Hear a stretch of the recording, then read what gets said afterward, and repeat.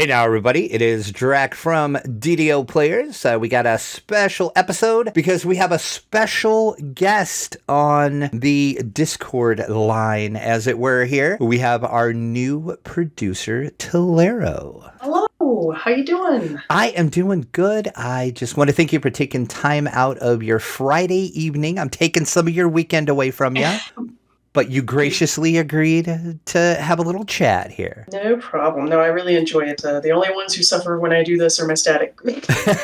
Yep, that static groups seem to suffer the most with stuff like this. It's like, hey, you know what? I got a thing, so sorry. Yep. But I think they're used to it by now, right? Oh yeah, they know what the deal is.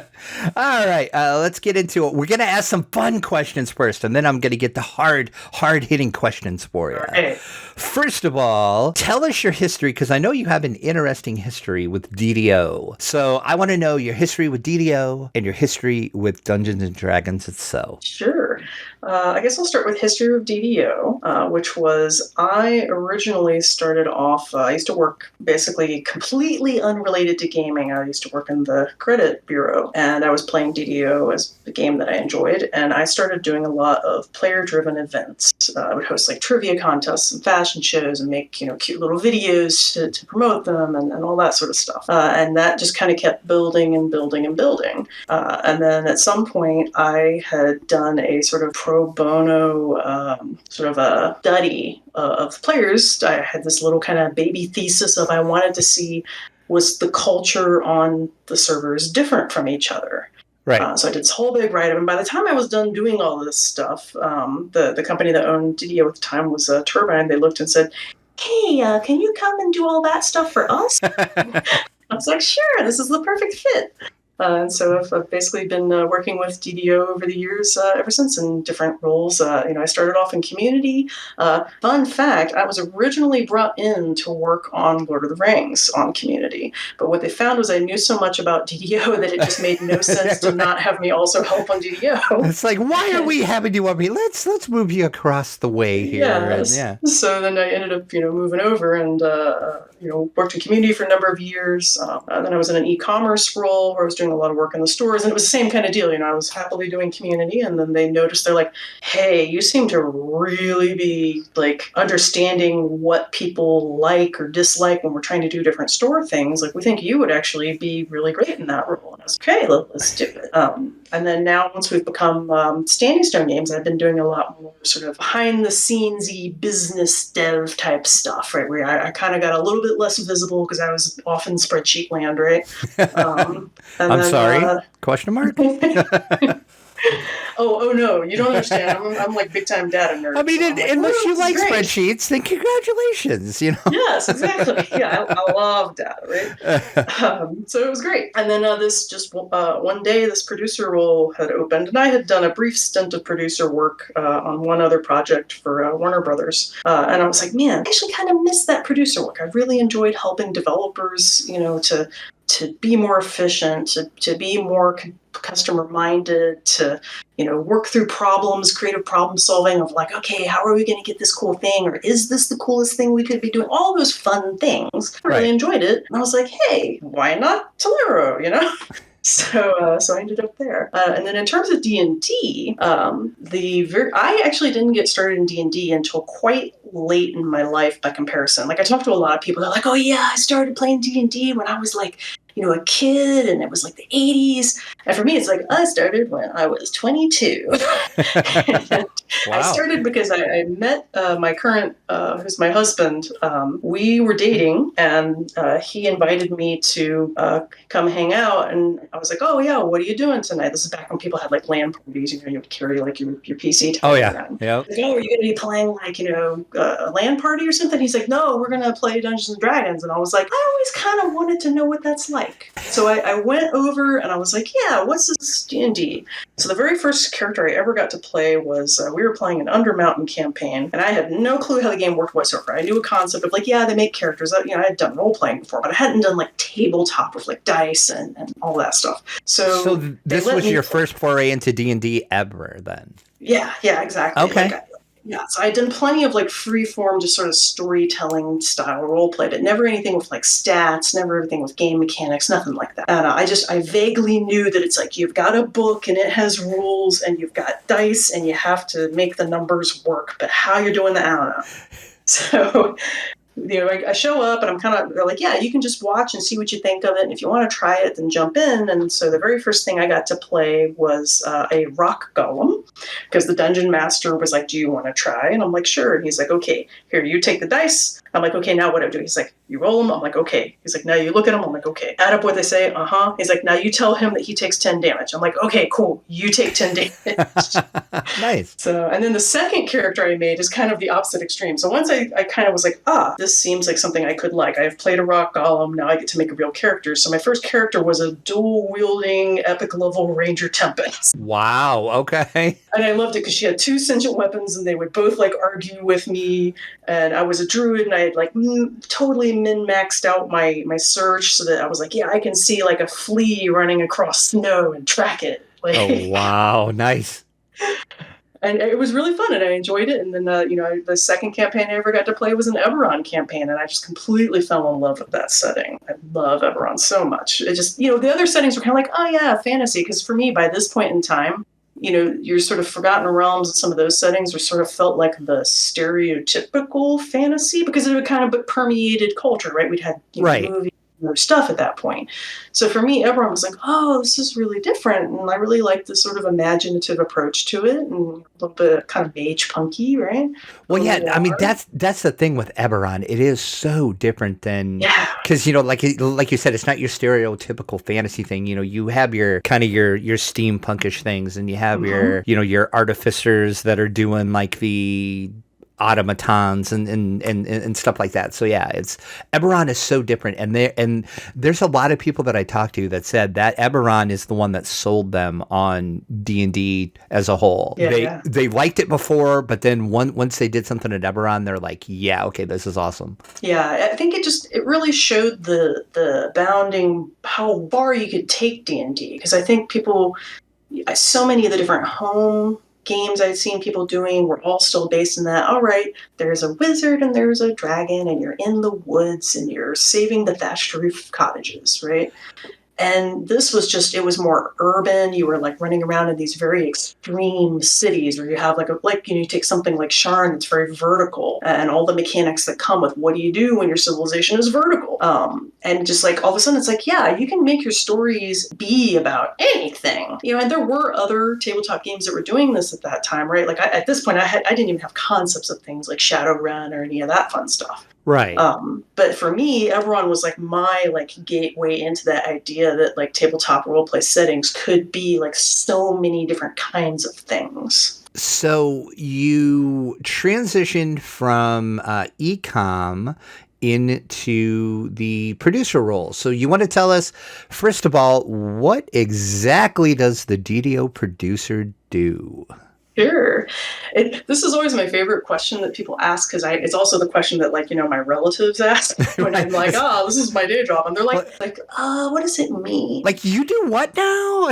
Yeah, like when it got announced, right? It shows up in social, and so people that know me because it has my face on it, they're like, oh, I know this person, and my relatives, from across the country reached out to me and said, oh, I saw that you got a promotion at work. I don't know what it means, but I'm very proud of you. So what a producer is, the closest example that I can give that I think kind of mentally gives people kind of the direction to be thinking of it is, it's kind of like being the director or producer on a movie. You're sort of the glue that helps kind of hold together the team and make sure that they're on track, they're on schedule, that they're growing in their professional development to continue to be really good at their craft. And you're also helping to drive the vision of where do you want to take the product to ensure its long-term success. Okay. And the way that you do that physically is it's a lot of, you're the one that sucks up that sort of administrative overhead of running a game. You're going to the different meetings, you're engaging with some of the vendors that you might need, or you're having to coordinate with the ops group so that you don't have your dungeon designer literally taking time out of their day to go talk to an operations person, right?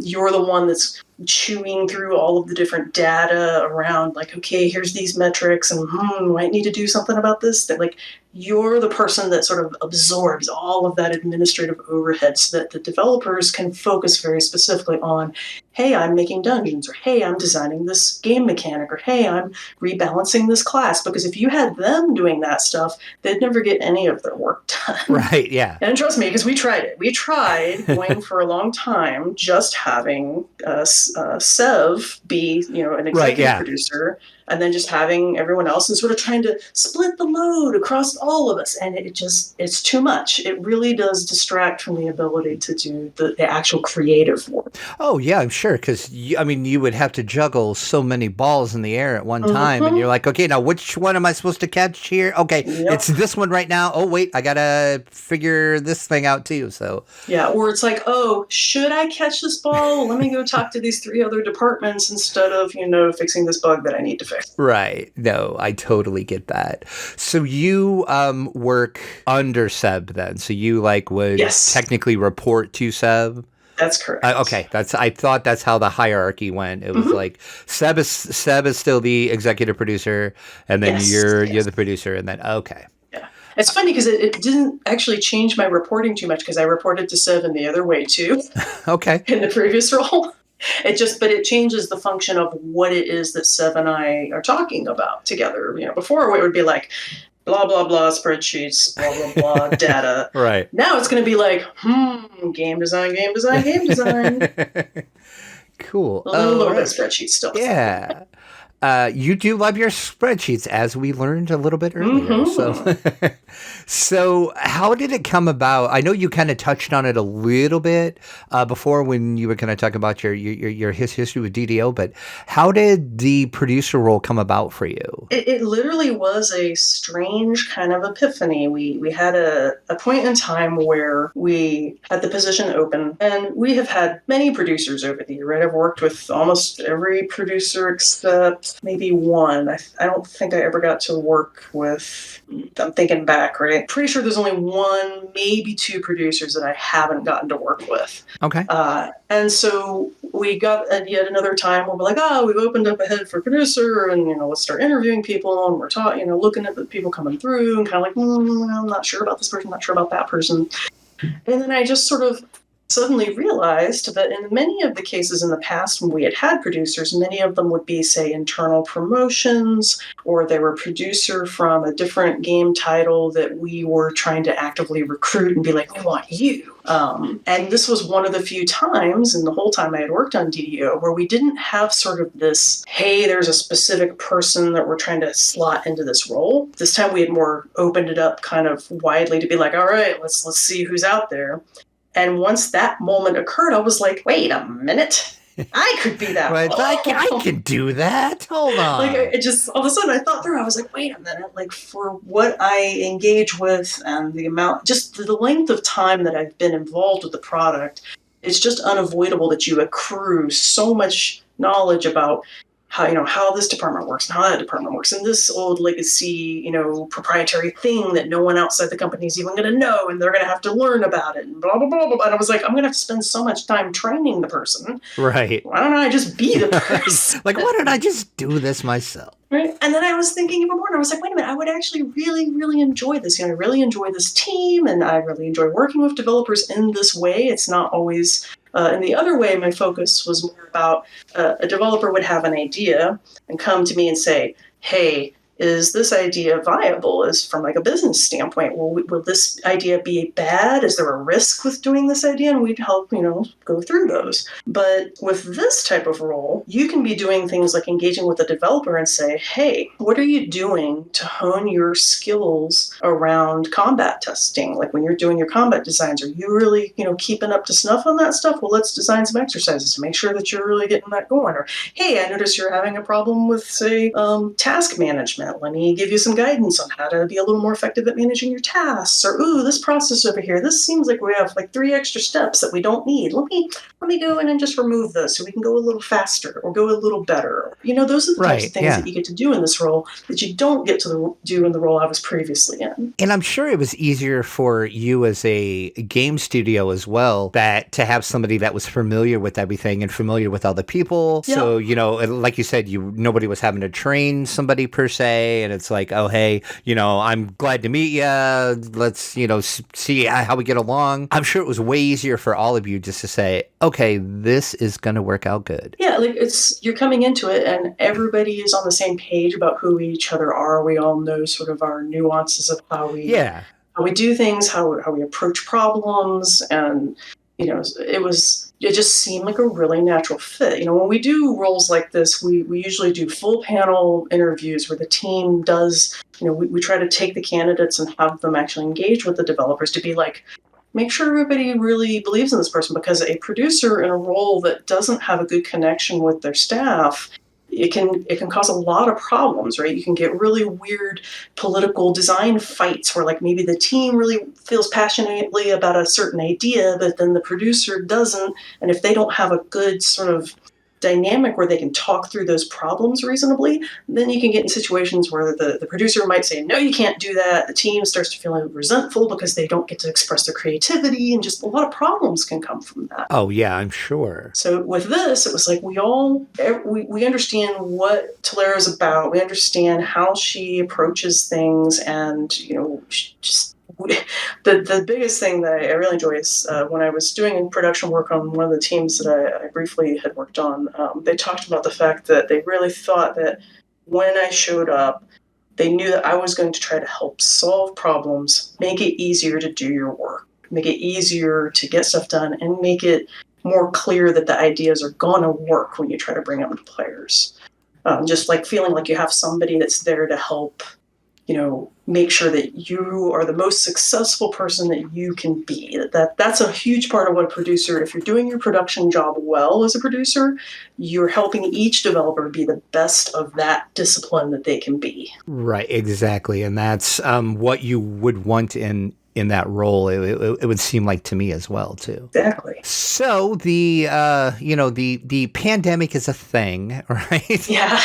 Like it's still a thing, unfortunately. It's still a thing. It's like we're in this lull, and it's like, oh, fingers crossed, this is the time where we don't get another surge afterwards. It's just like, it's almost the end, maybe. Oh, wait, no, it's not. Maybe. So it's presented challenges for pretty much everyone at this point, and especially for you guys, because you had to pivot to everybody's working from home.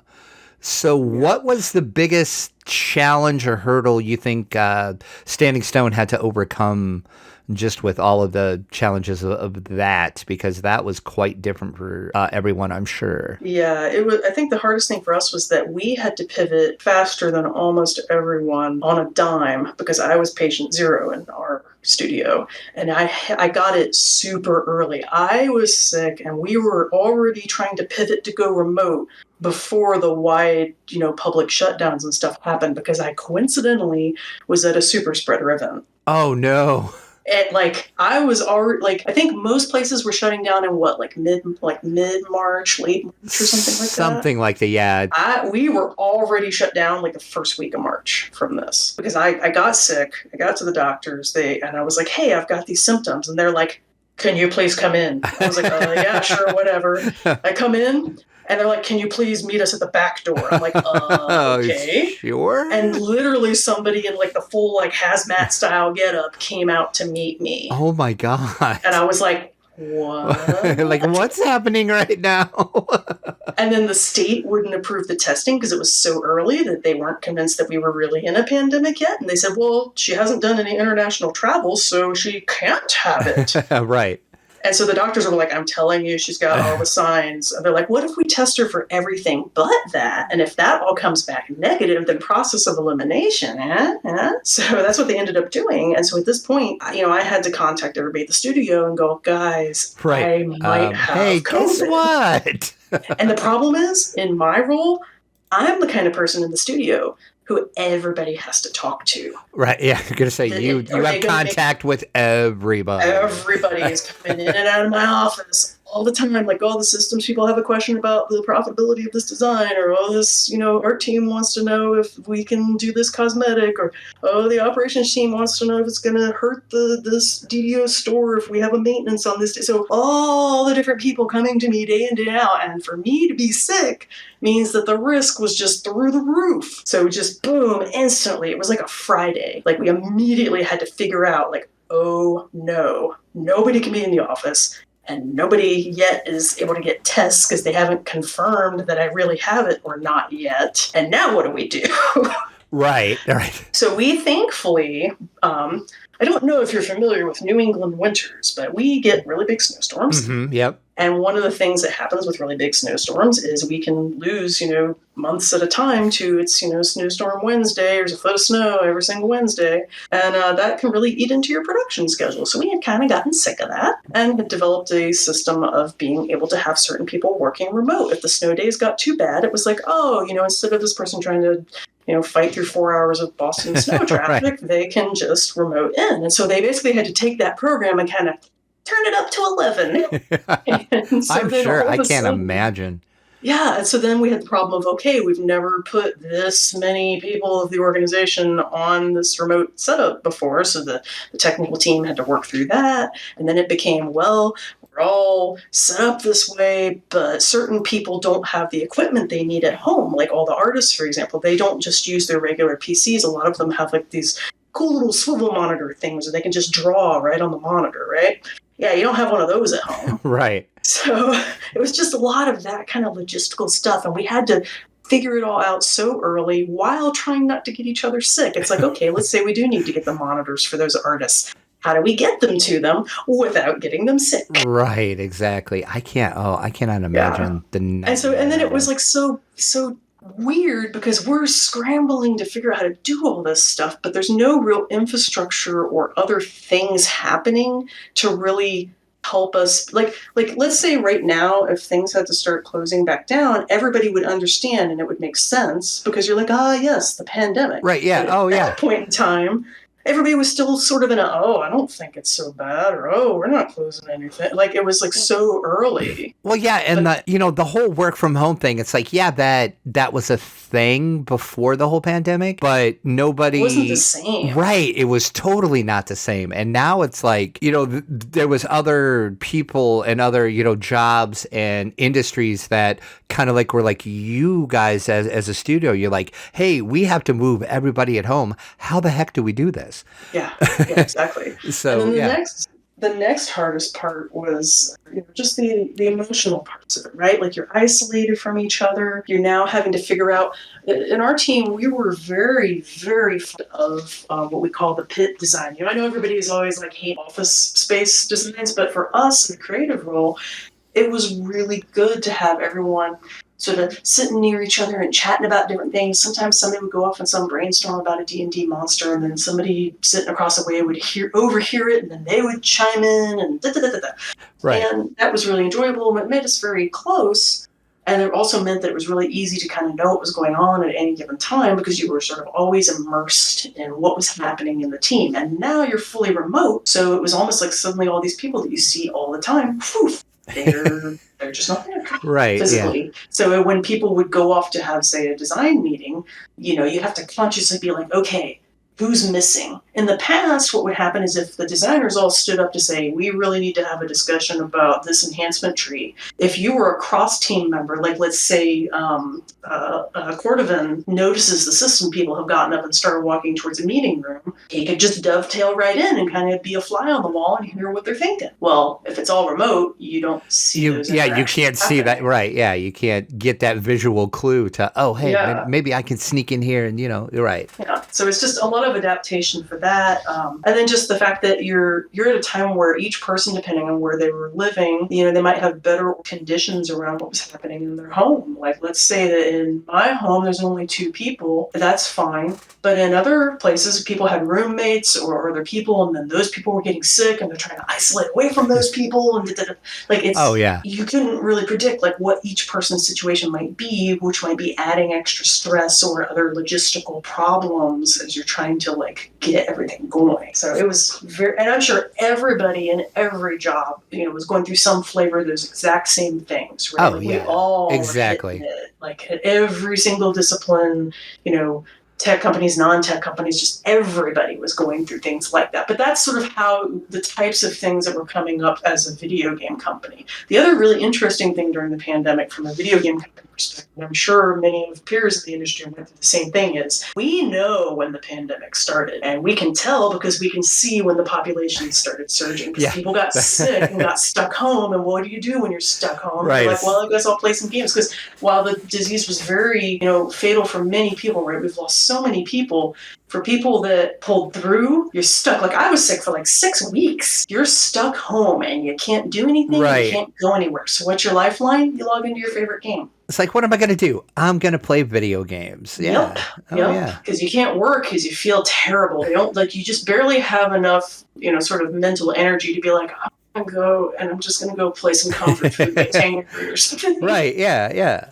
So you can just see it in the charts. I'm like, boom, here's where the pandemic started. It's actually even slightly earlier than what a lot of the mass awareness of when people say, this is when the pandemic started. I'm like, no, it actually started right here on this day. That's interesting, actually. Yeah. It's fascinating. Yeah. And, that was kind of the genesis of the happy people, was we were all, stuck home. And we had been, like I said, we're multiple weeks into isolation before everybody else. So we were already feeling the sort of emotional burden of that. And, seeing the populations increasing, and, some of my old friends had started playing DDO again because same deal, they were stuck home, or in some cases they were sick. And they were like, oh, hey, everybody in my guild. And I'm looking at it and I'm like, you know what? This pandemic is really awful. This really sucks. And you know what? At this point, I don't even know if we're going to live. Why don't we just do something nice for people? Like if the pandemic's going to get us, let's just let people play the quest. Just let them come in and have some happy place they can go. And that's everything. Yeah, just come play. And you can be here and it's safe in DDO and you can see people and... same with Lotro. Right. And so that was sort of, we all kind of had that idea together. Like I was thinking it, and I went to start having a conversation with Seb and a couple of other people. And almost at the same time, we all started to just the idea just started kind of coming out. Like, what if we just let people play? Like you get to see the light bulb turn it on and above everybody's heads, as it were, right? It's like, oh, hey, that could work, right? It's like that thing where they talk about, humans. It's very possible for ideas to have a genesis in multiple humans at the same time, unrelated from each other. It was just like that, like independent evolution. This is such a good idea that we all thought of it at the same time. And now the problem is, how do we make this happen, right? Yeah. No, God, no. I would for as much enjoyment as I get seeing, so many people coming back to the game and stuff. That's too heavy a price. I would never want to see the reason for people to flood into the game be because they're trying to escape the in a very significant way. Oh, I 100% agree with that. So let's move on to a little happier topics. Sure. Your first, I'm going to use air quotes that nobody can see because this is not a video podcast, but your first official deal with being the producer was, of course, the producer's letter. Mm-hmm. So we are a couple months out from that now. So let's kind of touch on a few of the things on that and see if there's any updates you can give us. Sure. The first thing is Hardcore Season 6 is on the horizon, as you announced in the producer's letter. So is there any updates or anything you want to add about Hardcore? So I hate, like I say, it's been a couple months, and it kind of dilates time in your mind. Right. But one of the things that I do think it's important for me to tell people about is that we're not planning on this one being like a redux season like we did in the winter. In the winter, it was sort of like the ghosts of past seasons to kind of give you like a chance to try again kind of thing. A little different take on it, but this time our plan is to have like an actual fresh season. So there'll be a new theme this time, and that'll be the plan. It's not just going to be like a recycle of the past one. We did like the way the recycle worked. Like we thought that it was a really cool opportunity for people to be able, and if there's a cool mechanic, and let's say you weren't playing DDO back when that particular theme was out, but you're like, oh, that looked like it was kind of cool. And that way you have the opportunity to kind of re-inject those once in a while, right? Yeah. because it seemed like people like, we tweaked it a little bit enough that it was like, oh yeah, that again, that's cool, let me try again. I'm not so sure that we liked how short it was. So if we do a redux like that again, I think I'll probably see if we can just do it for a regular length of time instead of the like hyper compressed time that we tried this time. And then I don't know if I want to spoil what the theme is going to be yet. I was going to try to get it out of you, but I didn't figure we'd get anything. But, thought I'd try. But no, it's always worth asking. Still got to keep that under wraps, though. Okay, well, can't say I didn't try that. Yeah. And then the big thing I think that you announced is you made the gnome, the half-elf, half-orc, drow, wood elf, dragonborn, and the tiefling, all the races, free, and then the druid, monk, and the warlock, the classes.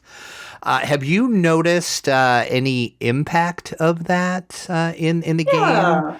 Yeah, so we've definitely seen the renewed interest of coming to play DDO after we announced that. People kind of coming and going, oh yeah, I do remember this game and I do like those things. So people were coming to check those out, and that's exactly what we were looking for, right? It was like, hey, we'll do this, and while the long-term benefit is the fact that one of the things we're trying to be sensitive to is because we're such a long-lived free-to-play game, it means that, when we first started off, the roster of stuff that you could play was like, here's a bunch of free ones and here's a couple of paid ones. And then as we keep obviously adding more and more paid ones over time, it's like all of a sudden the ratio goes upside down and you're like, oh, here's like a little bit of free ones and here's a whole massive mess of paid ones. And it's like, okay, that dynamic is kind of awkward because like if you're just joining the game, like you don't notice it if you've been playing for a long time because at this point, you've gotten a lot of enjoyment over the years of trying the different races and classes and stuff, or maybe you're a VIP and you've just been sort of gobbling them all up. So when you log into the game as a person who's been playing DDO for a while, the UI just looks like, all right, cool, what class do I want to play today? When you come in as a brand new person, you're like, oh God, I can barely do anything. And that's not the vibe we want there to be for somebody that's coming in, because the choice to make your character, right, like that like feeling of, man, I really do have a lot of cool character customization options in this game, cool character builds in this game. Like, we want you to feel like that part of DDO, because it's intrinsic to DDO and always has been since we came out, that is retained. And so that was a huge part of doing this, was like, we knew we would get some attention because like, oh, free stuff, right? Who doesn't like free stuff, right? Right, exactly. But the longer term benefit is the idea that we're rebalancing as you're coming in the game, the feeling of, yes, this game has really cool custom options. And yes, sometimes it's going to have some premium ones if I'm really in the mood to play, the Tabaxi. Sorry, that one's the premium one right now. But generally speaking, it's like there's lots of cool, interesting options. What, speaking of the Tabaxi, can you talk about that any at all yet? Let's see. I think I can talk about the Tabaxi. What I won't tell you about yet is I won't go into the nitty-gritty details of the iconic. Dang it! See, I was going to get you talking, and then I was like, no, not that iconic. Like, some of the iconic. But what I can tell you is that it's not going to be too much longer before you get to go and try that stuff. So you don't have too much longer to wait. Okay, all right. But I can talk about Tabaxi. Tabaxi so far has been really fun. I think it's really important to sort of grasp that it's like, well, wait, isn't it just aren't Shifter the sort of beast people? It's like, no, this is a cat person. Everything from like the weird jointed legs to the full like ears and tail and the picking of like what's your coat look like? Do I have spots? Do I have like all of that stuff, right? So that's the first bit. And then the next bit is when I was talking to the team, we're trying to still capture the essence of that, feline agility. I believe that's sort of the way it's laid out in the books, but the idea that like you're sort of this like you're getting extra abilities based on your feline prowess, that you sort of pounce. You're like, how cats do that thing where they're stalking their prey and then like, bam, big bursts of action as cat. That's kind of the vibe of the Tabaxi, is that they have these feline bursts of cool attacks and interesting stuff. We've done a lot of work with animation with the Tabaxi. Like, they really want them to, we don't want them to just look like, oh, I'm a human and I have a furry face. Right? Like, they should feel like a cat. You're going to say you wanted to make it feel feline. Yeah. So like a lot of different animation work for that, a lot of work in the face for a lot of what do these different abilities do, making sure the icons are all like, hey, it's not just, we're just copy pasting the same old icons. Like, no, like these cat. I hope you like cats, because I love cats and I love dinosaurs, and this is going to have those. You almost made my dream come true. Yeah. From day one playing DDO, I wanted a playable Rakasha. So you've almost made my dream come true. When I heard Tabaxi, I'm like, it's close. See, all I have to do is make the hands backwards, right? Yeah, see, exactly. Yeah. So... they used to drive me nuts in marketing screenshots. So one of the things I used to do back in the day was I would be one of the ones taking different screenshots and stuff for loading screens and things. And one of the things that would drive me absolutely nuts was you would take a picture of one of the Rakshasa, and they would be doing a pose, and their hands are backwards, like they're supposed to be. Exactly, yes. And you'd get so many, there's a bug report again where somebody thinks that the hands are backwards, or, some person who's reviewing the screenshot has flagged the hand for being backwards. I'm like, it's supposed to be. That's the way they look. And you'll see people correct each other, like in the community. Somebody who will be newer to D&D, and they'll say, what's up with the backwards hand? And then you'll see like 5 other players be like, it's what's supposed to be. It's like, it's because of this. Yeah. But you said that's, I'm assuming, coming to Lamania soon then, you said? Soon, yeah. Okay. Yeah. So we'll get that on there soon. Excellent. And then you did touch in the producer's letter, of course, the thing nobody wants to really talk about, but the lag monster that we all have to face. You guys have been making strides on that, and I know that's kind of like your number one priority. You want to give us some updates on that, what you've been doing, finding? So we're making some headway. What we're finding is the biggest thing was getting diagnostic tools to kind of measure, okay, where is this happening? Is it one specific thing that's causing it? And then let's go, sick the engineers on it, which, engineering work always takes a long time. But what we're finding is it's more like a layer cake. There's no one particular thing that's causing the most. It's just that the existence of them in combination is what's causing the problem. So the only way you can do that is start chipping away, right? Layer by layer, just start stripping away the layers. And so once we had the diagnostic tools, we could sort of force sort, like, okay, let's start with the worst ones and work our way down the list as the best we can. So we've made some headway.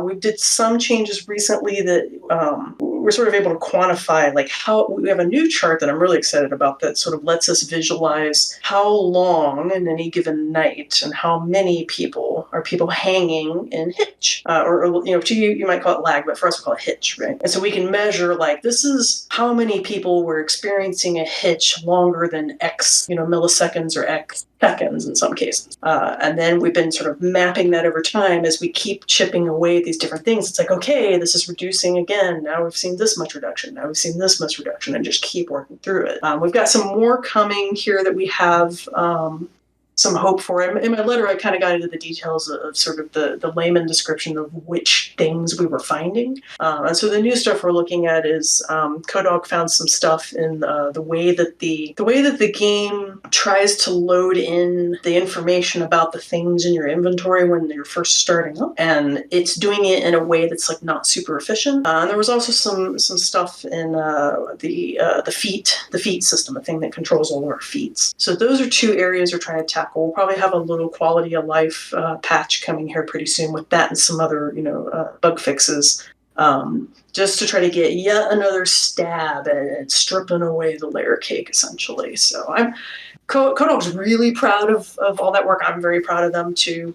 I think it's being able to just really focus on it and be like, okay, let's really try to attack this. Right. And sometimes it's frustrating. Sometimes you're like, oh man, I could have sworn I was going to get a 20% reduction by fixing this one, and we did it, and we only got a 2%. Right. Yeah. It's like, well, and it might change too. It's like some source of that at one time could shift into something else, or maybe like the conditions have to be just exactly right for that big spike to happen, or and at any given time, because we're a live service that's constantly adding new stuff, at any given time we could introduce a new thing that didn't exist before that now we've added to the list. Right. So I can imagine. The tools is what's going to let us help fight that phenomenon. Because now, if we can visualize, like, that's odd. We had gotten this number down, and it seems to be creeping up again. Well, that happened around this release, so it's got to be something with one of these things. So you're gonna say what was in there that it maybe was this, right? So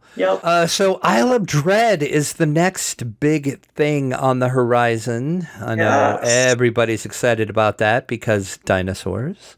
Oh, yeah. And I can't tell you the specifics yet, but there's one other thing for people that are D&D fans that I think they're going to be very excited about, one of the villains. So I think you'll probably see the first time on Lamania is my guess, but we'll see. Okay. Interesting. I'm pretty excited about that. Like, everybody's like, oh, dinosaurs. And it's like, well, dinosaurs are, like, really cool, right? But it's like, there's another thing in here that I think you'll enjoy. See, now I'm going to have to break out my module and like, okay, what is she talking? Is it this? Is it this? Oh, it might be this. Ooh, see, now you're going to make me dig my module out, and I'm going to read that after this interview. See what you've done? Any other updates on Isle of Dread you want to give? Are you guys happy with the progress so far? It's been interesting because when you're dealing with dinosaurs, it's kind of a different type of monster than we're used to. Like, we've had some pretty big monsters in the past, but a lot of our big past monsters have a certain, let's call it, footprint. They tend to, if they're big, they tend to be vertical, right? And if they're sort of more of a quadruped that's fighting you, dragon is kind of the shape, and dragons fight in a certain way and they take up a certain amount of space. Dinosaurs have a completely different kind of bulk to the way that they move in a space. Like with dragons, really easy because it's like the bulk of the dragon is like right in the torso and everything else is sort of the moving appendages all around it. Whereas you get something like a Triceratops, it's like, whoa, the whole thing is just big. Right. So when you're designing spaces where these things have to go, you have to make sure that the dinosaur actually has clearance to get around in there, and it's not going to be like clipping through a wall or sticking in the ceiling or doing anything, or the player can't like actually engage with it because it's stuck in a whole room. So it's kind of interesting to you have to think big. Everything you're doing is like prehistoric and you're trying to like, whoosh, it's supersized compared to usual. In some cases, we had to make decisions around like, man, does it even make sense to let a player fight this dinosaur? Is it just too big that it just isn't going to care about that? Like Tarrasque mode, you know? Right. It's like, ooh, yeah. See, we need a Tarrasque in DDO as well, too. Oh, I would so want a Tarrasque. That needs to happen. Someday. We've pitched so many ideas among ourselves about different ways that we could have the player have an encounter with a Tarrasque. Like, so many different ideas. Oh, God, that needs to happen. That needs to happen. Yeah. There are so many D&D dreams we have. Can't do them all at once, but...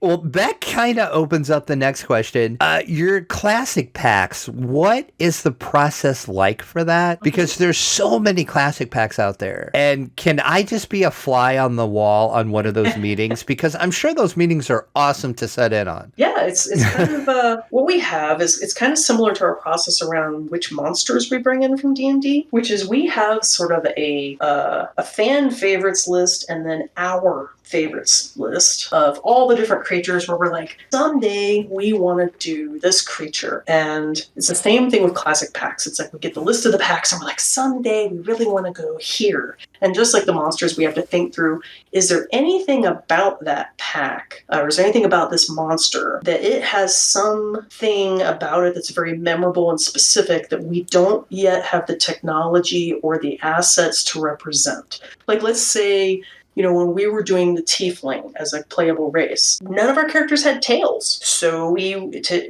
the day that we wanted to tackle something like a tiefling or like a tabaxi or like any of those character races, we have to deal with adding extra bones to the skeleton so that there can be a tail that's like swishing around and doing things, and the physics of that tail and what it does, and you have to reanimate everything, right? To be like, how does this tail interact when the character's moving in all these different situations, combat, standing still, dancing, all that stuff. Monsters, same problem. If this monster has extra appendages that none of our other monsters have ever had before, well, now we got to deal with that. Or if this module here's a perfect example of something that we've been talking through over and over.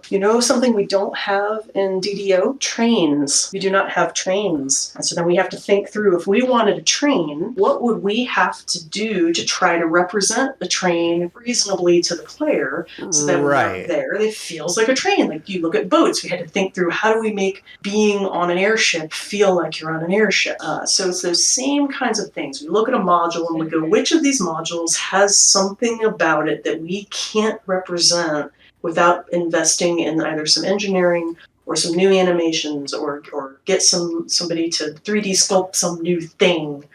And we sort of plan out, like, when do we want to try to tackle that? So that's step one, is we sort of ordered which ones do we think we could do easily and which ones would it be hard to do. Then the next thing is, which one are we kind of feeling the sort of, the word that, I don't know if Seth ever uses it in interviews, but he calls it floon, which is like your sort of inspiration for doing something. So it's like, when do I feel the floon to tackle this storyline? Sometimes we'll be like, yeah, we really, really, really want to do this story, but I don't think that we'll be in the headspace to tackle that until after this other story.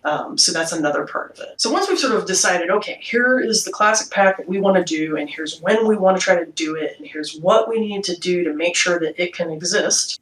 Once all those questions are answered from a high level, the next thing is going through the module, looking through what were the memorable moments that we just can't lose. Is there anything in this experience that's like, we got to make sure we have this encounter because that's the one that everybody remembers. And then we also have to look at what are things about the encounter that don't translate quite so well to the dungeon space. For example, one module we looked at, when we looked at it, there's not much to it. If you actually literally transcribed it exactly into DDO just as it was in the book, it'd be like, I don't know, doing like 2 Korthos quests and you're done. Right. It's like you go in, there's a hallway, there's a doorway, there's another hallway, and that's it. Right? Yeah, because like some of those older modules, like what was considered, it's kind of like when you look at the evolution of film and what types of effects and storytelling worked for a movie, say in the 1920s, that wasn't as impressive by the 1950s even, right? And so that's kind of what happens in these older modules, is there might be a mechanic that back then it was super novel and unique, but today it's like, yeah, that doesn't quite read the same way, and especially not in a 3D video game real-time space where there's no turn taking and the player's reacting in real time. And I have said it before on the podcast.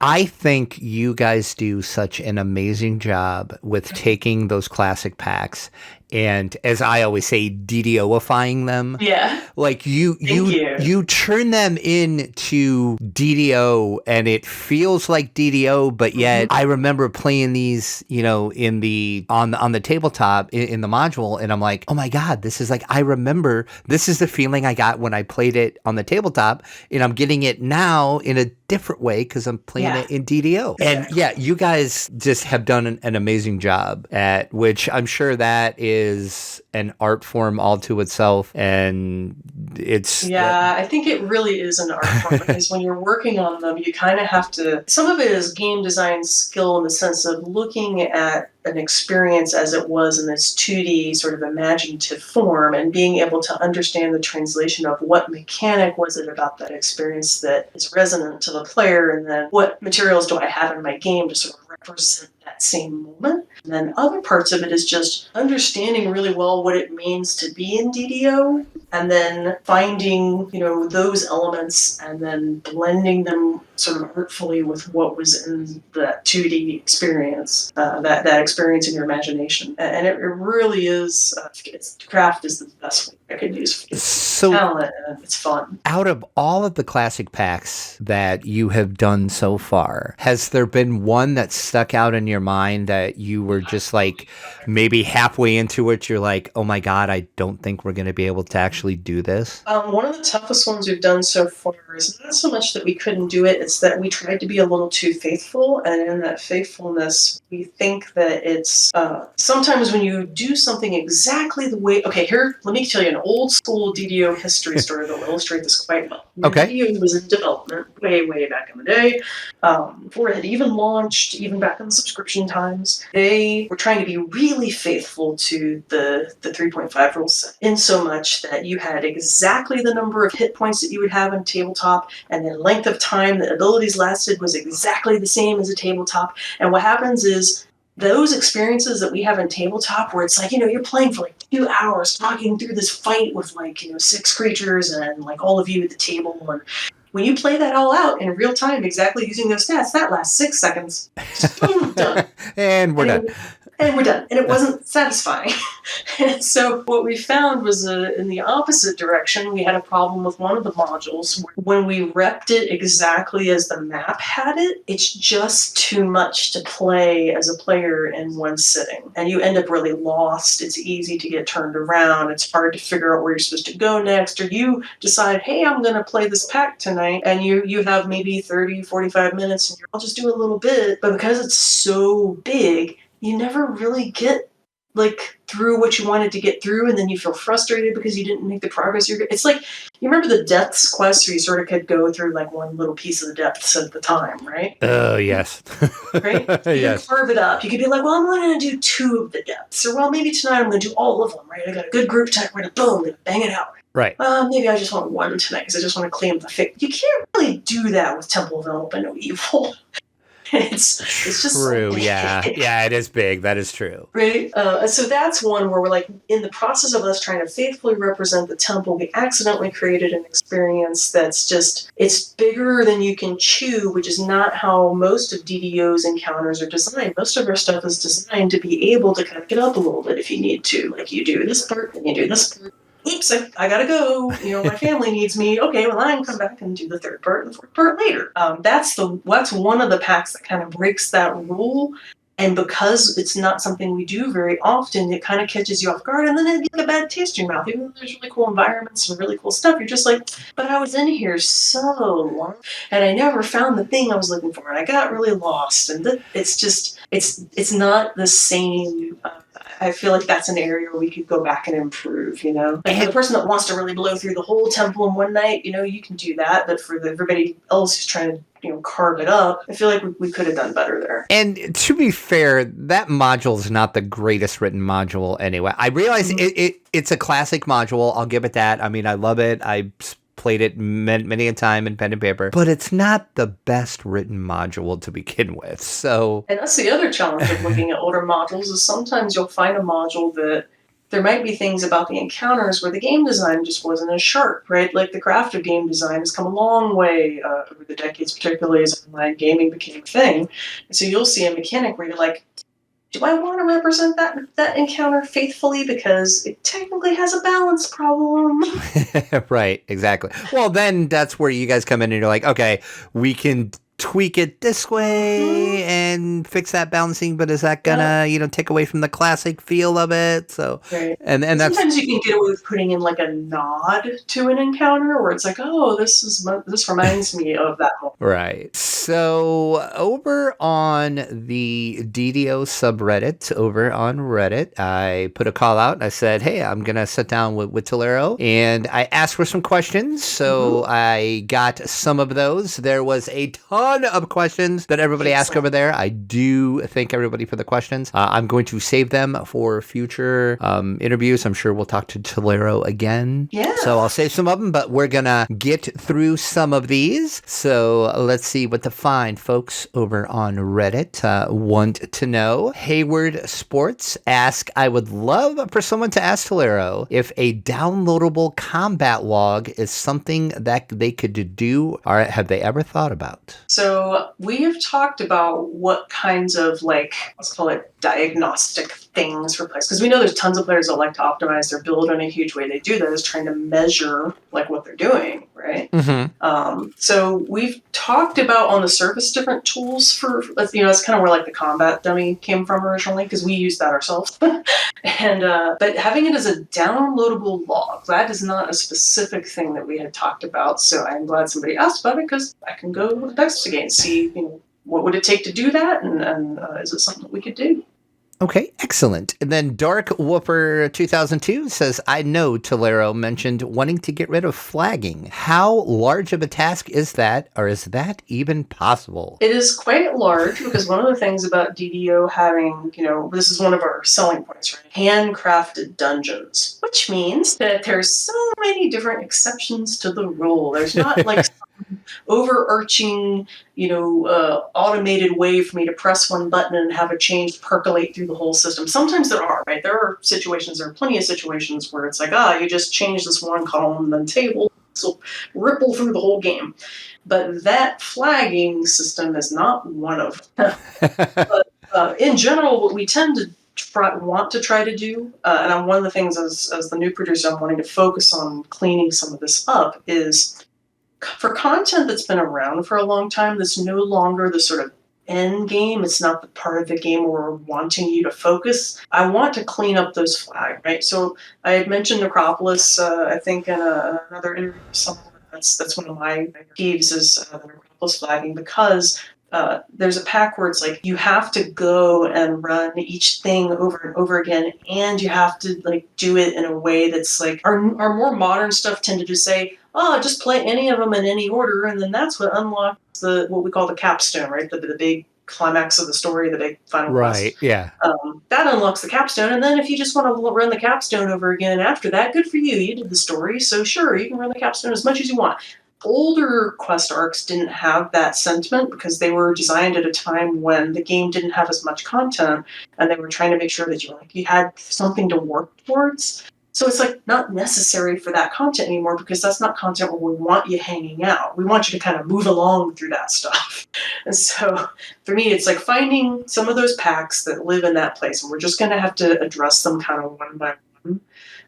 Whereas the stuff that's more recent, contemporary, what we're looking for is, we want you to have things to work towards, and we want you to be working towards it in a way that makes sense. Like some of the older style flagging mechanics were very punishing if you had to have a different person in your party. That's the mechanics I'm especially sensitive to, is a situation where, I'm going through, but because my static group tonight, right? I can't play tonight because I'm doing this interview. If I go back to try to catch up with them, am I in a place where I'm completely screwed and I can't even get in the dungeon with them if they're going along? I need to be able to still play with them.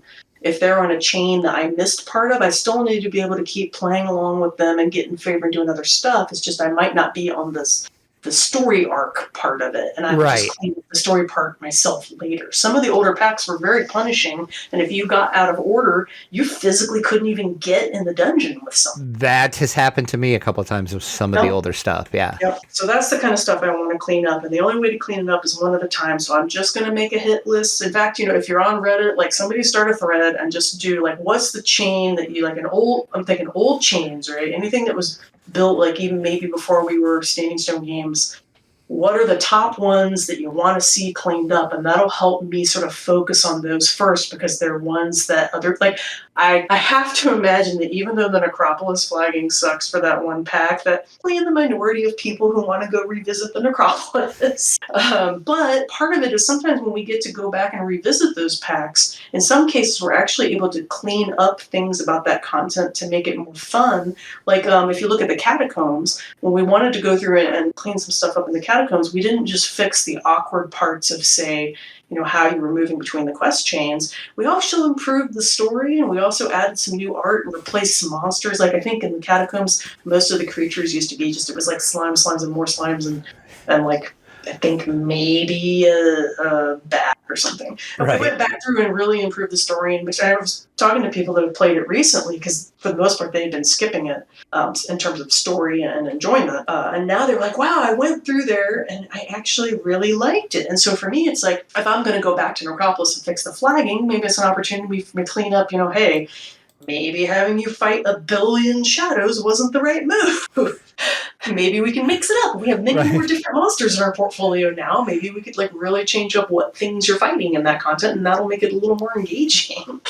Kind of following up on that, the Raven 1406 says, please let quest and raid flags and maybe teleports too, if possible, persist through a TR. Interesting. So we always are going through the mental exercise of which things do we want you to have to redo and which things do we not want you to have to redo. So that's one I'll take a closer look at. Yeah, okay. And then Din kind of adds to that too, said rather than completely get rid of flagging, is there maybe a way to permanently flag a character after they flag once? That would be amazing. Yeah, so this kind of feeds into, there's a couple different ideas I've had about this idea of building what I call mastery of DDO. That I think it'd be really cool to have a system where the more you play DDO and the more you're engaged with it, that you're building towards this, me as a DDO player, because I have played as much as I have or as well as I have, I've now sort of unlocked these extra, like,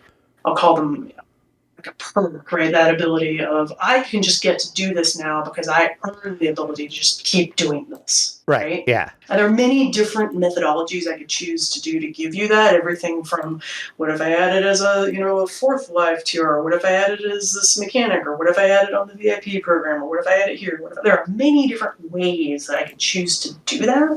And so I'm currently thinking through what's the best way to do that, just the most fun, and makes you, what I want to happen is for you to feel really good, feel really proud of how well you're enjoying DDO. It's not just like, oh, I'm relaxed, but like, and I'm having fun. It's also, it's like, yeah, I like, I'm good at this game, and goodness doesn't have to be like good Twitch skills, and it doesn't have to be like, oh, I'm really good at beating this raid boss. Like, I think it's like, I know DDO well. I feel like I want to reward you for knowing DDO well. And then Fancy Pants please ask about more Forgotten Realms content. I guess there is a good amount now, but it's so good in my opinion.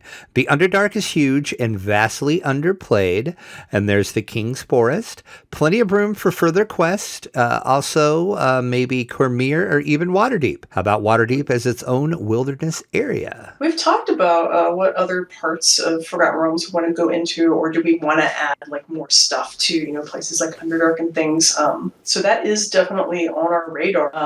And I think what I'm really excited about is trying to go to some of the places in D&D that in Forgotten Realms that haven't been sort of your 8th time going to Waterdeep. Right. I want to go to some of the places that I loved playing in tabletop, but you haven't yet seen like a really big push into. A little further east. So that's kind of the areas I want to kind of explore, just because it'd be cool to be the ones to explore that in a way that a lot of places haven't even tried yet, So that's one area. But we are always talking about like, ooh, can we go back to the Underdark? Ooh, we have this cool idea about this story about the Underdark. So it's definitely on. Like, we have such a long list, like a laundry list of different like story things that we want to try. Oh, I can imagine, yeah. So what I'll do is the next time we're having our sort of story direction meetings, I'll make sure that we, in our long list of the ones that include Forgotten Realms, be like, yeah, keep that on the list. Yeah. It's like, oh, yeah, you know what? Yeah, let's keep that one on there. That's a great idea. Keep these on there. We talked about, like, will players care? And it's like, no, trust me, just keep it. Yeah. They'll like it. They'll like it. They'll thank us later.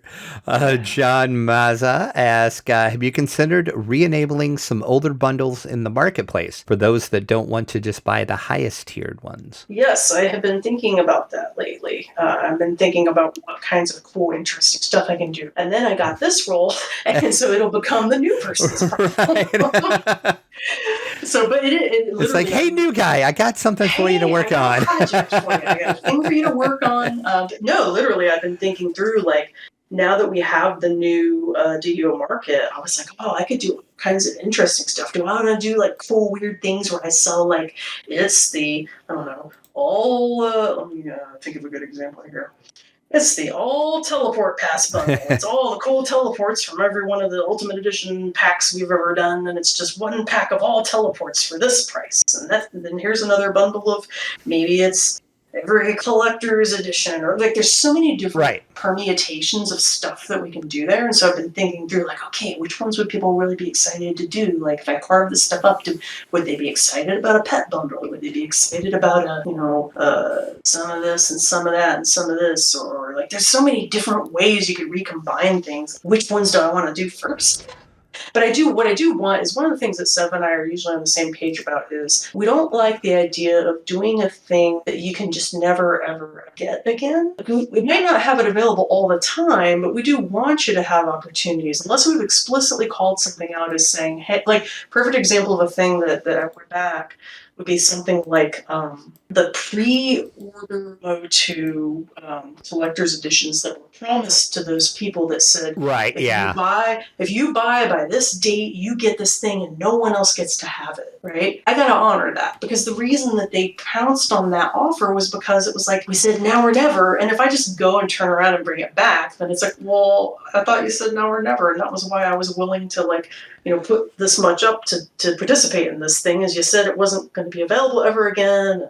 So for me, I like to kind of, those older styles of the collector where you just never, ever, ever see it again, I'm going to honor them, but I'm also going to tend to not want to do new things like that. Like, I like limitedness, but I don't like permanent limitedness as much, because it's like, if, let's say you didn't start playing DDO until the pandemic, and there's all these cool things, and you're like, well, how am I ever going to get them, right? So my favorite scenarios are things where people who have been faithfully playing along with DDO and following us on the DDO journey have the first and best opportunities to get things, and then if you're kind of late to the party, you can still get that stuff. But if you stick with us, that's really the optimal experience. If you want to get this cool stuff, just keep sticking with us and you'll have those opportunities too. But if you miss the boat, I'll find a different way for you to get it. It won't be as convenient as if you had been a faithful player the whole time, but you'll have a way so that you're not forever stuck, never, ever, ever getting to get, maybe there's somebody that's like really excited about the Warforged Peacock from Sharn, right? Like, if they're really excited about the Warforged Peacock, I want to make sure that they have a way to get that. Right, exactly. And then kind of a follow-up to that, a couple store questions. Cossider asked, Feywild +1 Destiny point tome. Will that ever come to the store? So the answer is yes. So I was actually trying to look at when do I want it to come to the store, and it sounds like, if people are excited about it, maybe I can make that happen very soon. I might even be able to do it, say, I don't know, next week. I guess when this airs, it'll probably be technically a few days later this week. But yeah, no, I think that is totally doable. Excellent. And then TXON says, when will the +2 racial tome come back to the store? I was wanting to do the racial tome in April. And so then, like, right around the time I was, like, going to put it, I started to hear chirps. Like, I had noticed people talking about it. I forget where I was looking, because there's so many different places to look for feedback from people that in my head now it's like, was that the forums that I saw? Right, because it was on forums. Discord. Yeah, right. Yeah, so it's like, one of the places somebody had asked about that. And what I find is there's sort of this sweet optimal timing where right around the time that I'm getting the sense that I'm like, it's almost time to bring back the such and such, you'll start to, at the same time, I'll see like chatter about, I wonder when they bring back the such and such. And it's like, yeah, it's time. Yep, now's the best time. Let's strike when the iron is hot, as they say, right? It's like the spidey senses are tingling. Exactly. It's time for the Destiny tome. Stinger AE asked, with so many free races and so many people having the free adventure packs, is there plans beyond just the gold rolls to keep a VIP attractive? And I know that's kind of something else you guys have talked about before too in other interviews and stuff, but you want to add to that a little bit? Yeah, so what we're looking at right now is we are trying to reimagine, what is it when you are a VIP, what does being a VIP mean? And one of the things that we're running into is I think we're just going to have to reach out a bit to the VIP community. And, if you're listening, like, this is a great time to, like, start, like, telling us about, when you hear the phrase, I'm a VIP in DDO, emotionally, what is it about being a VIP that's exciting to you? Because we know the results of, if we're making people able to play the quests for free more, trying to give you like options to come into as a newer person and not feel like overwhelmed by things to buy. So in a universe like that, where you're like, I want to be a VIP and feel like a VIP, tell me about the things about VIP that make you feel that way, right? Is it getting different perks that increase your abilities? Is it getting different special treatment? Is that what makes it the best? Is it getting better stuff in terms of like, let's say that, let's say we have a festival and everybody's getting, a ticket to the festival. If you get 2 tickets to the festival because you're a VIP, is that meaningful to you?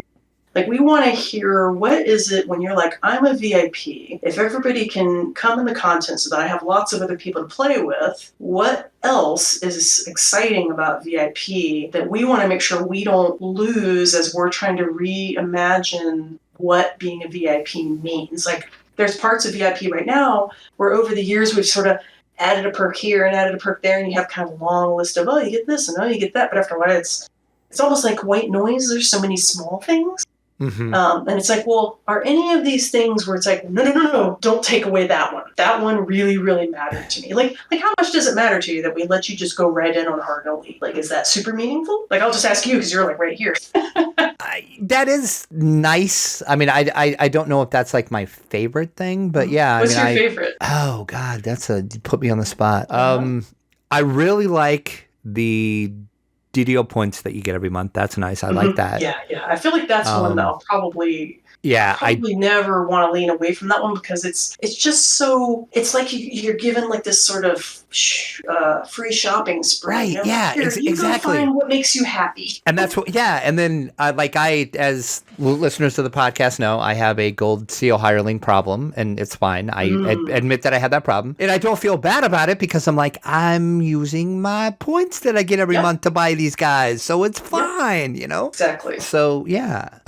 What future changes excites you most about DDO? Stinger also asks. Oh gosh, some of them are things I can't yet tell you about. Of course. Of course, right? So then I have to go down my list of like, okay, what's my 4th favorite thing? Right. Oh gosh, I think, man, that's tough. All right, thinking through my list of safe things that are my favorite.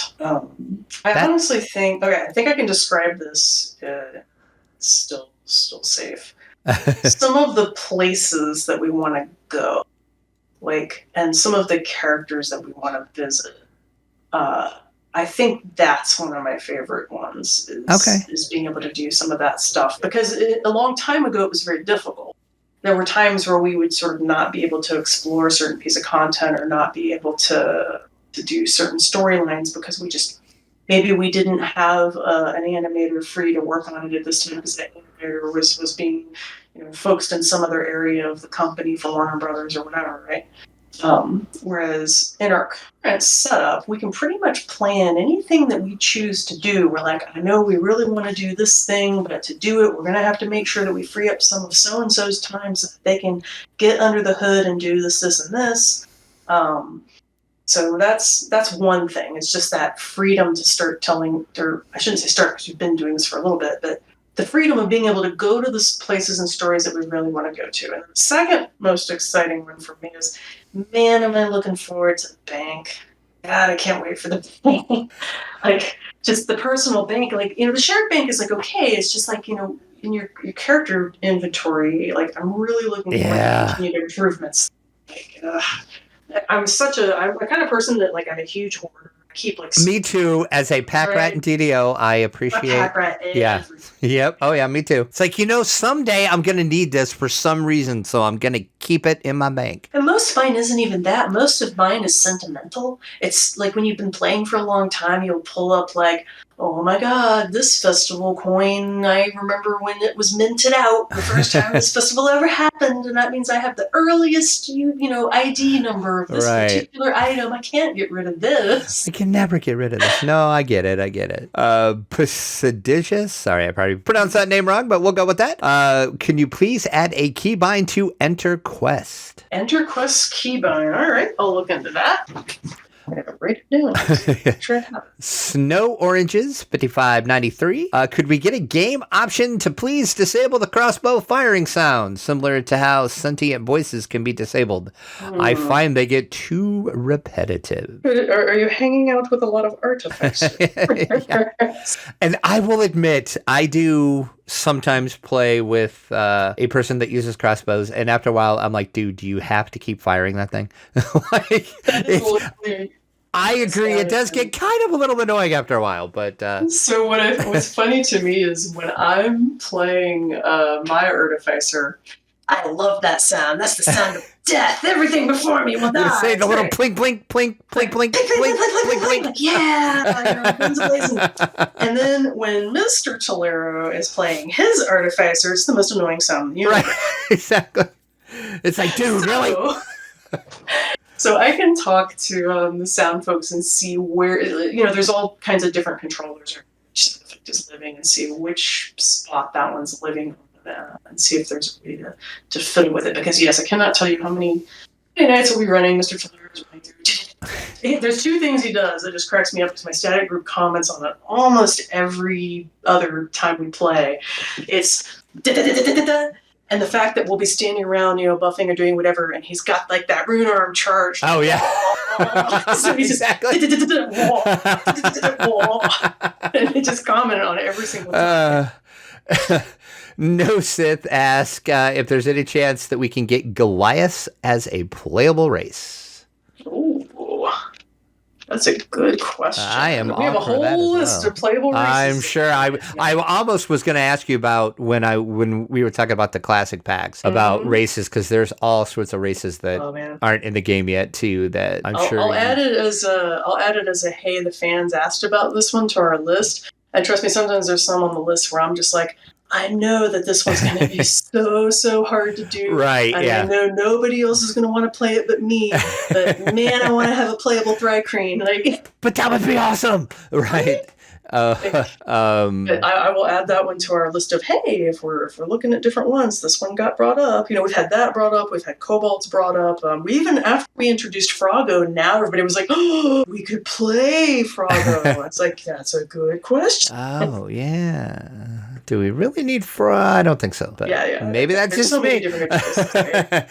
There is. Yeah, I mean, we could have a probably hour-long conversation about why isn't this race in DDO yet? What are you waiting for? Why aren't you bringing this race? Yeah. Races are very intensive for us to build. They take a lot of animation work, because you have to replicate them, the work that the technical artists do to hook everything up. So sometimes you're having to add, like we talked about earlier, right, the different bones and things, and gravity and such. And then you're also having to go through every single little animation to make sure it still makes sense on that particular race.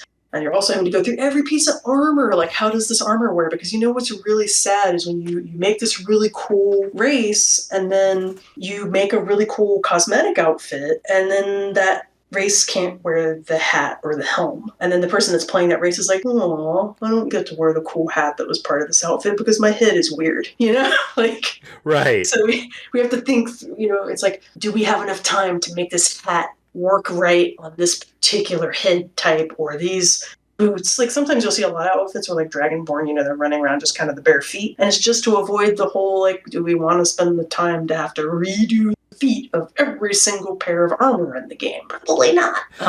So it's stuff like that. We have to think through many, many, many different aspects when they have extra anatomy that just doesn't exist in your basic, humanoids. Then I'm not even going to pretend I'm going to be able to pronounce this guy's name, so we'll just go with B.O. Sorry, I'm not.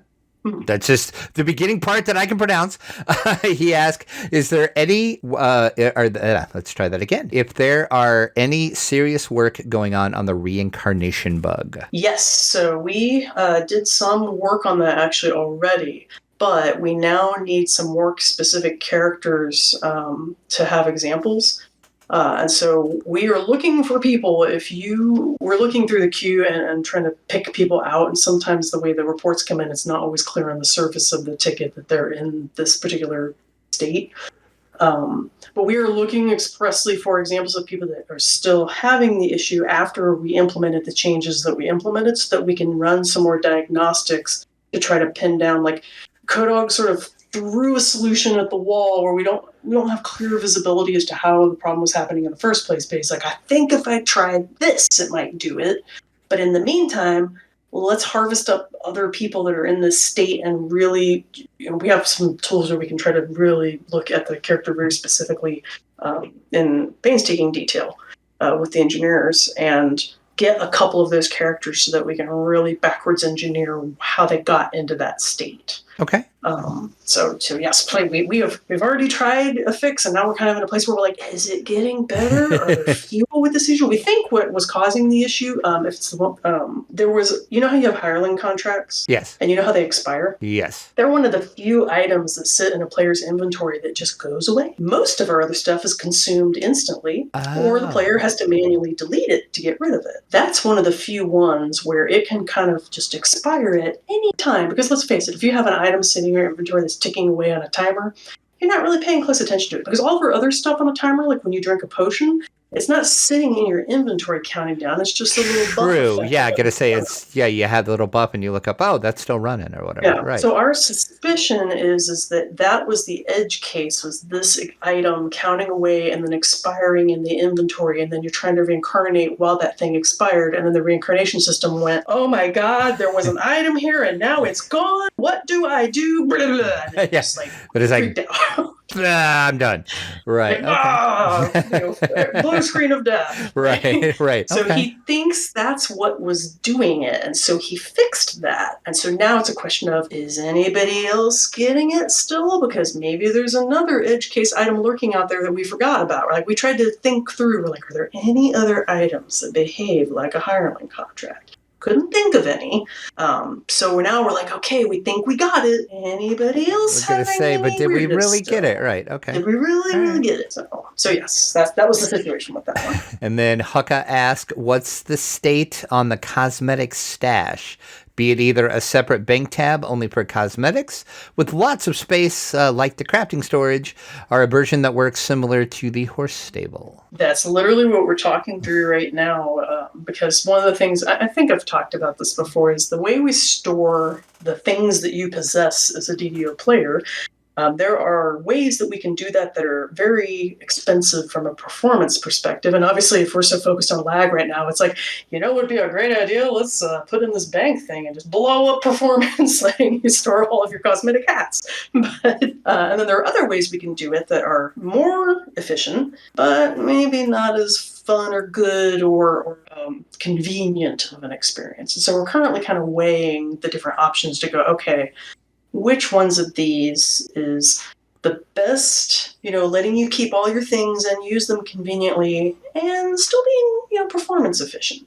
Because at the end of the day, we are running into a problem where, I don't know about you all, but even on any of my characters where I'm making a new character and you get like your sort of stuff from like the like Ultimate Fan and stuff, where you'll have like your cool like vampire hunter outfit or whatever. Mm-hmm. And I never want to get rid of them, I'm like, no, that's how I am too. Get in the mood to like be a vampire one day, or what if I'm in the mood to like I get a cool sword that would go really good with this other, like the sort of stained glass outfit, and I don't want to just get rid of it. So that's where my hoarding problem came in. Yeah, totally the hoarding problem, right? So that's one problem. The second problem was for the older style expansions, because every single time we were just kind of force supplying the items right in your inventory, you got to make one new character. If you're somebody that's a super fan and you've got all the Ultimate Fan editions, you make one character and it's like, boom, your whole inventory is blown up just with your cosmetic. Even if we try to crunch it down and put it in that little redemption ticket, it's still like sucking up a lot of inventory every single time. And then you have to click each one or decide if you're messing with that tonight as you're trying to get your character set up and stuff. It's just like, whoa.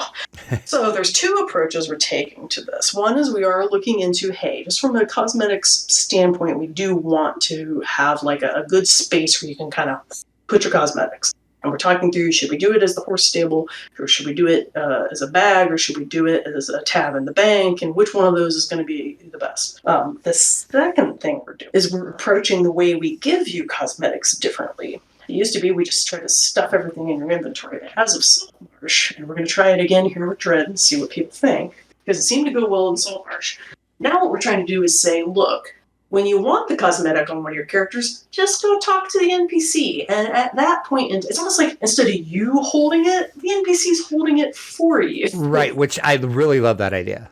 And it seemed like a good solution, because that way it's like, we're always going to have to be making NPCs with every single, expansion or content pack or whatever we're doing. Right? So it just made sense. It's like we're already going to have these NPCs that you have to talk to anyway. Why not just make one of those NPCs be someone that can say, do you need, your cloak? Do you want it right now? Oh, you don't want it right now? Okay, cool. Just come back and talk to me when you want it. So that's one way to cut down on that, is to be like, it lives on the NPC, and when the time comes that you want to go use it, just go talk to the NPC, and then you have it. And then the second piece will be, okay, you got it, and at the time you thought you wanted it, and now here you are 2 years later, and you're like, well, I don't want to delete it, but I don't want to use it right now, so put it, and then we'll have that cosmetic stash. The step one, though, for us getting some of this is we want to get the personal bank sorted out and make sure we that's working the way we want, because then we can go, okay, now that that's addressed, now let's tackle cosmetics, because at that point, if that efficient banking method is there, we might be able to lean on that as opposed to the tech that we use for the horse stable, which the horse stable from a usage perspective is nice. Same with the creature companion. Yes, it is. Yes. They're super nice, but they're unfortunately quite expensive from a performance standpoint. I bet. And we want to see, it's like, do we want to either A, not implement in this way, or B, do we want to have the engineers spend some time making them more performant? That's kind of the two paths. Okay.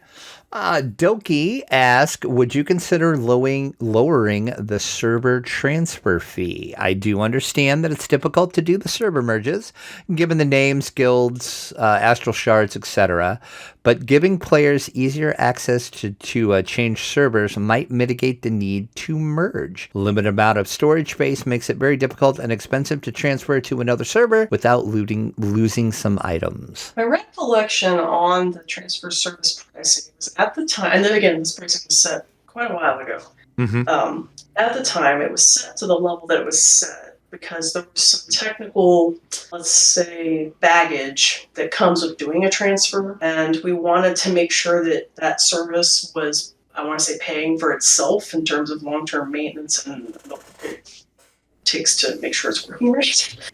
And there's even still work left to do, right? There's certain things right now that you can never transfer currently, and we know what it would take to let you transfer those things. It's a whole bunch of engineering. And so what we wanted was like, look, if you're going to use this function, then let's make sure that it's something that we can kind of try to like, okay, this is the rainy day fund for when we're going to tackle letting you transfer your guilds around and stuff like that, right?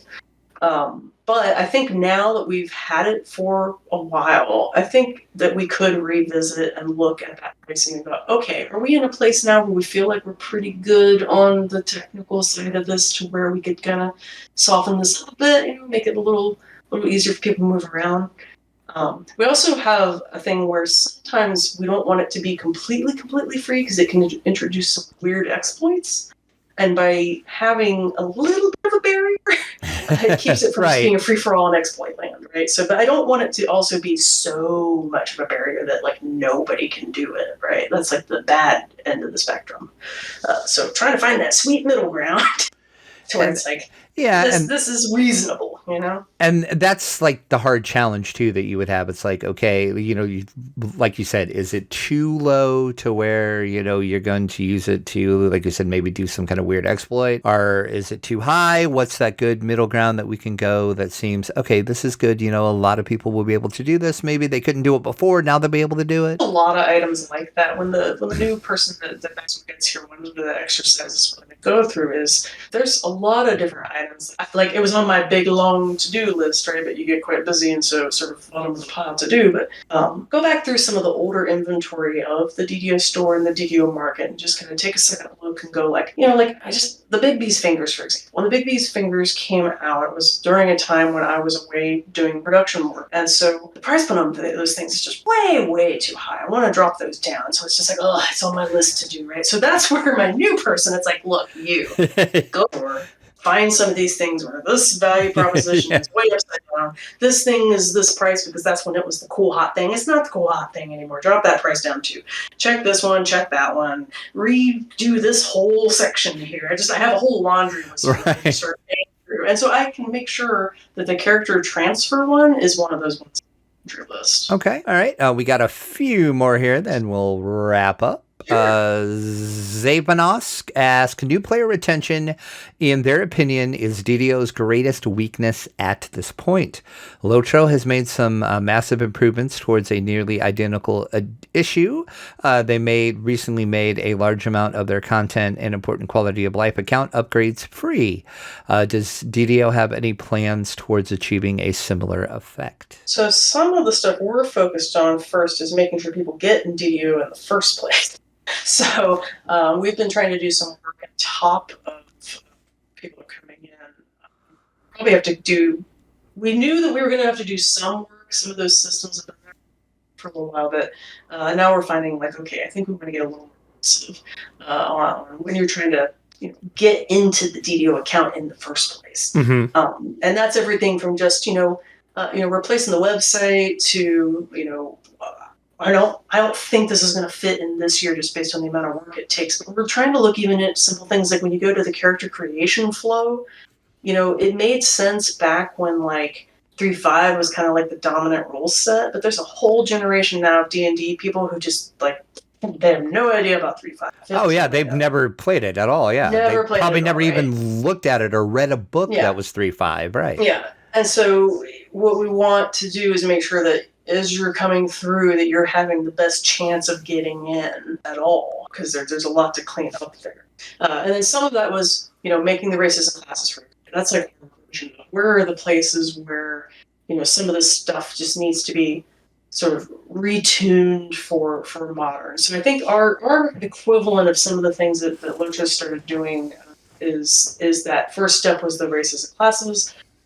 We've talked a little bit through adventure packs. Like the tricky part with the adventure packs is like the D&D universe lends itself so well to the idea of you pick the piece of it that you want to do, and on top of that, over time, we've always been adding we have paid packs too. We've also always been adding free stuff as well, and also we're non-linear. One of the big problems that Lotro had for trying to retain people is the fact that if you fell behind, if you weren't around for a little while, because it's a linear story, you have a really hard time stepping back in. We don't have that in D&D. Right. If you stop playing DDO and you miss the Feywild and you come back for Isle of Dread, you'd never have to play the Feywild. Like, you could play a bunch of other stuff and never even touch the Feywild and never even miss it. Like, you could just come play Isle of Dread. So it's really weird because you can't really do that in Middle Earth the same way. The way that story is being told, if you fall off and you get behind, it was really prohibitive to try to catch yourself up through all those expansions.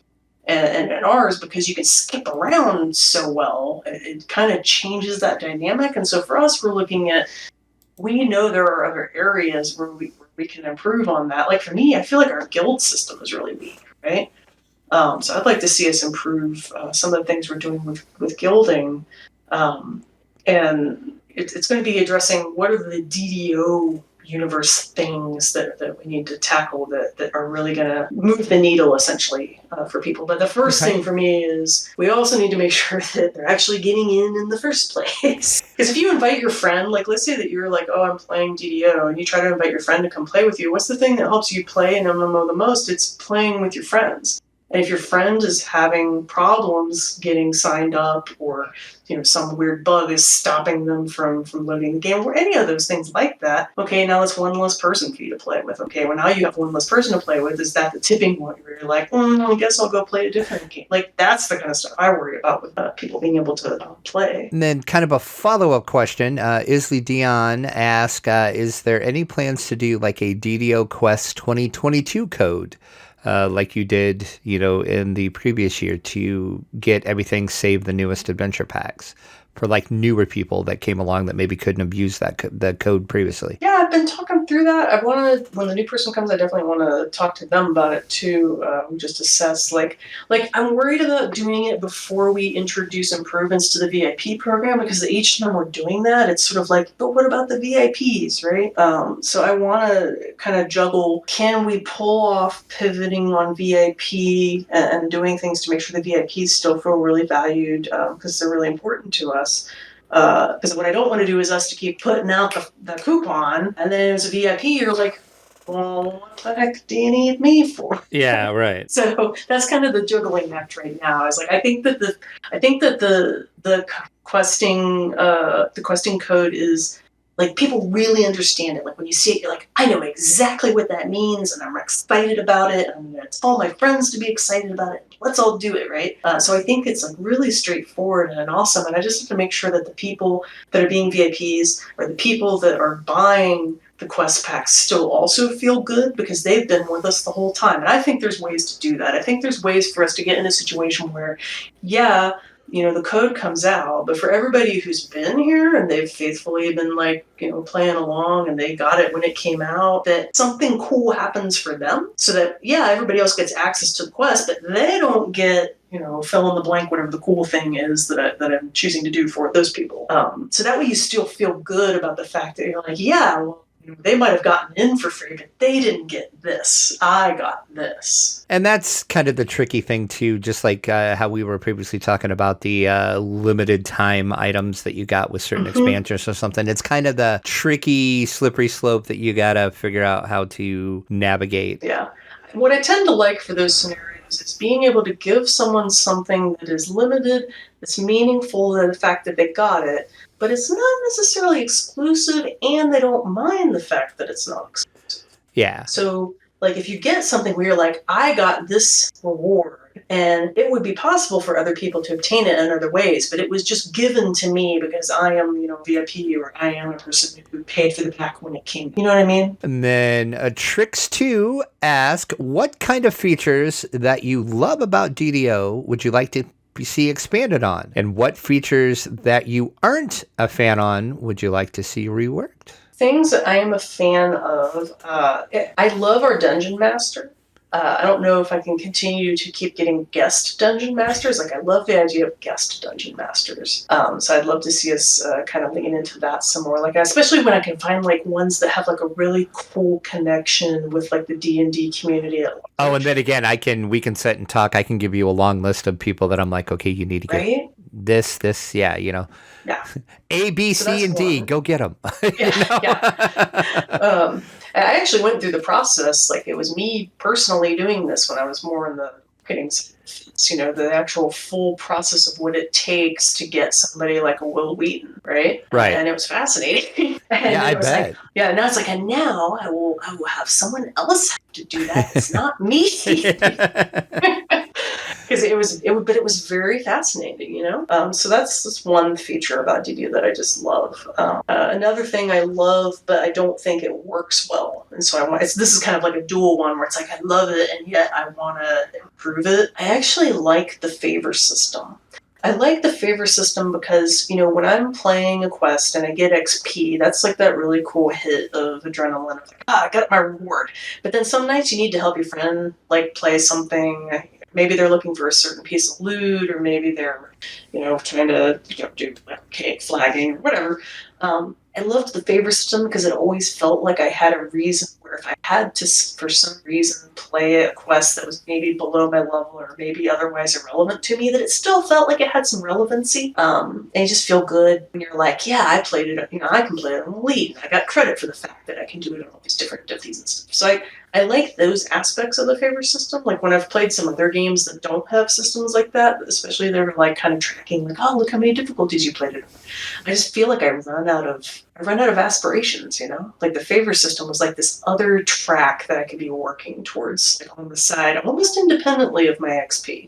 Not quite independently, but close to independently. And especially when you out-level content. Gosh, one of the things I always talked about on other games where you get too high level for content, but then you're like, well, I still want to know what happened. I still want to go see that story. But I don't feel like I'm getting anything for doing it because I'm over-level, so there's not really any XP. And that also means that the loot's not worth anything to me. With the favor system, at least I'm getting some favor. I'm getting something out of it. Right? I'm getting something out of this, and I still got to see the stories. So I got the satisfaction of the story, and I checked off a box, right? Yeah, exactly. So I like that. But I think that there's areas where the favor system falls down or falls short. So I would like to see something that goes a little a little further in terms of the experience, how fun the experience could be, and just mechanically is a little better and clearer. See what we can do to clean it up from implementation standpoint. Sometimes it can be a little painful for us to actually add new favor. Like when we go to a new place and you get like a new favor card, man, I cannot tell you how much more difficult it is to add a new favor behind a new faction than you would expect. You would expect it would just be like, add extra row in spreadsheet. Well, yeah, you could just slot it right in and you're good to go, right? Like, oh no, I wish it was that simple. But maybe it could be that simple. Right. Right. And then this kind of ties into when we were talking about the classic modules and stuff, but Weather Knight ask, since you have been integrating the old D&D adventure modules as playable quest, do you have any plans to make other settings available via portals? Like Greyhawk, Dragonlance, Dark Sun, etc.? That is a thing we talk about all the time, because that's the great thing about the gatekeepers, right? Since D&D established that, these places are essentially other universes that you can get to physically, that really opened it up, and it's just a question of us talking through. Like, sometimes we have to be careful because we don't want to, if our beloved family of Wizards of the Coast has big plans around some setting, we don't want to prematurely sucking up all the excitement around that setting. So that's one thing we have to watch. Two is sometimes there might be things about a setting that they're thinking of even going in a different direction. Maybe they're like, hey, if you guys go back and look at this setting, maybe don't do this part because this wasn't our best. And we're like, okay, we'll be sensitive to that, right? So like if we're the ones trying to kind of be the front leader going into those other universes before they're ready to tackle them because they have other things that they tackle first. Right. We have to be careful about. But we love going to other universes. That's like my favorite thing, is because it lets players like you're not just pinned to like one particular style of D&D. Like my long-term fantasy, honestly, is to have DDO have so much content that you could actively choose to hang out in one setting. Like, let's say that I love Eberron and everything about Eberron. I could choose to always play in Eberron and do my reincarnation loops in Eberron, and I'm Eberron all the time. And yeah, there'll be things we do from a gameplay perspective to try to tempt you to play those other settings. But like, if I was really passionate about Forgotten Realms, or I was really passionate about like Greyhawk or whatever, that I could go and happily play in that part of the D&D universe. Ravenloft. Give me more Ravenloft. Yeah, exactly. Oh, right? Mm-hmm. More Ravenloft, please. Yep, I know that feeling. So that's the kind of thing that I'm like long-term, when Tolero is like old lady trying to retire or whatever, it's like, did I add enough content to Ravenloft? I could have done this. Yeah. The final question we have is spell scaling for epics. Is that something you guys are looking at? Ooh, that might be. So there's my favorite part about the questions that people ask in these kind of interviews is if you had to put like a little like histogram of what topic types people ask, it would be like, here's like a small handful of questions for those of us that deal with the quest storylines, and then here's a million questions for those of us that deal with the game systems. Right. And so because there are always so many moving pieces to the game systems, I don't always off the top of my head, especially lately, know every single conversation that the systems folks are having. So what they have in store for that, I don't have off the top of my head tonight. Okay. But it is a thing I can definitely follow up and ask them about specifically. Our big, right now, the thing that's eating all of our brain share is Isle of Dread. I'm sure. Today is April Fool's Day, and I almost wanted to be like, all right, it's April Fool's Day, and now I'm ready to tell you about next year's expansion, which is going to be the Isle of Bread.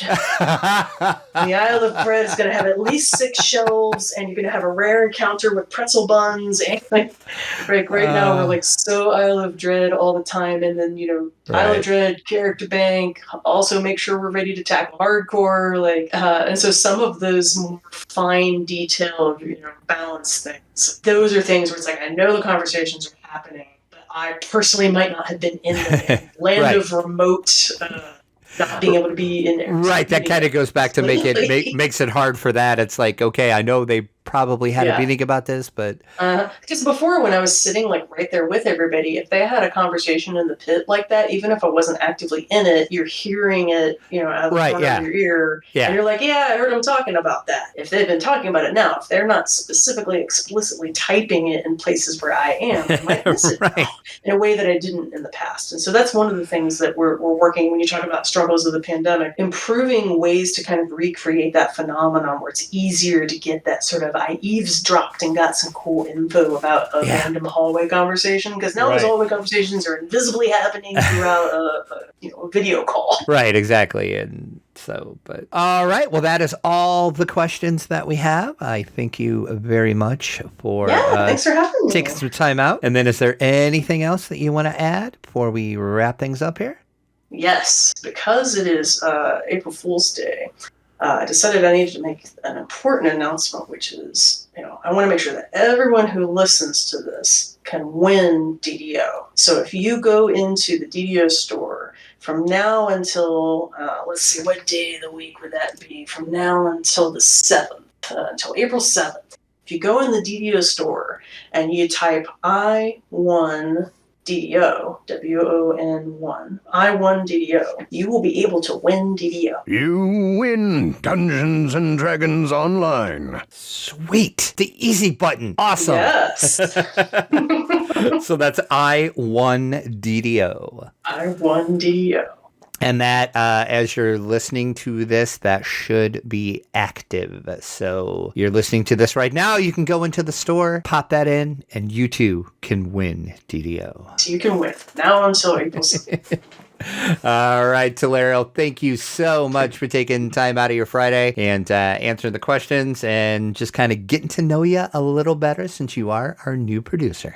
Yeah, I'm very excited to be here. It's my DDO family, and I'm looking forward to many more of these types of things. It's like I said before, it'll be a little slow at first before you're going to see me like routinely, like in the Reddits or the Discords and all that.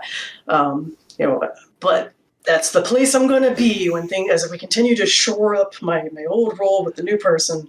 I will more and more and more be out here, doing these interviews, engaging with people, having fun, because that's what I love. That's my favorite part of all of it. So look for her. She will be everywhere. I exist. I'll be there. All right. Thanks for your time. Thank you. You win DDO.